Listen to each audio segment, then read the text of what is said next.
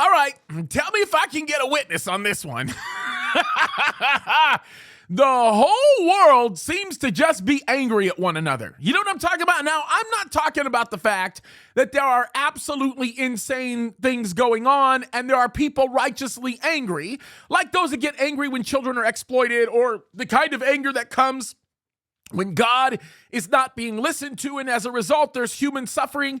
I'm not talking about a righteous kind of anger. I'm just talking about the kind of anger where, like, every bend, people are just mad, right? You look at someone the wrong way, they're mad at you, right? You say the wrong thing, people have lost their minds. As a matter of fact, the culture of offense has really settled in because of that reason. I've always said this, I'll say it before, I'll say it again.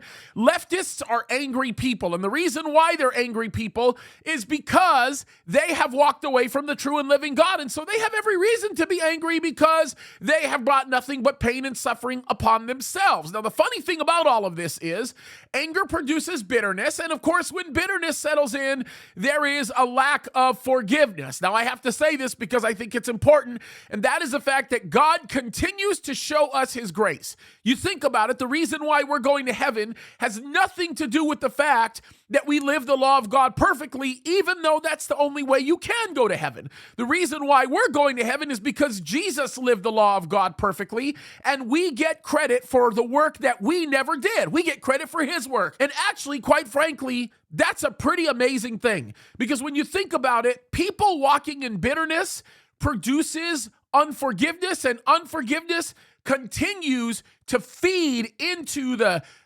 nasty petri dish of anger. It's what happens. It's the world in which we live. And here's the funny thing about us as believers. God forgave us. He forgave us without condition. We simply had to ask him, I guess you could call that a condition, and he just said, here you go. I not only forgive you, but I'm going to separate your sin as far as the east is from the west, and you are going to heaven because of the work my son did. I didn't have to do any work. How much of a reason should that be for me to rejoice?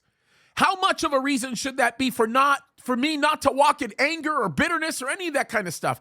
Folks, I'm just telling you right now, God is a faithful God.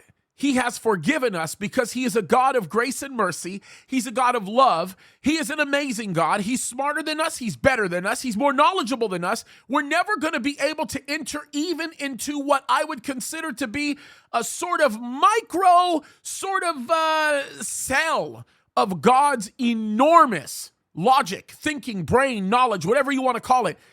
His knowledge is unsearchable. He is wiser than we'll ever be, smarter than we could ever attain, and more wisdom than we would even know where to go. The reality of it is, he is God. He's greater than us. He always will be greater than us. And the God of heaven, who didn't need to do anything for us, sacrificed his son that we might be able to find forgiveness. And that should give us a reason to rejoice. That should give us a reason to walk in happiness, joy, peace, strength, comfort. That's the God that we serve, and that's the God that we love. Guess what, guys? It's every reason for us to walk in joy and peace and happiness because he's good. And no other reason that we're going to heaven other than his grace and mercy. Something to rejoice about, folks. We're going to talk about that today in today's Bible study, because in today's Bible study, we're going to talk about the subject of forgiveness and why we should be motivated to be forgiving people. It's God's faithfulness. It's going to be a fun day. God bless you guys.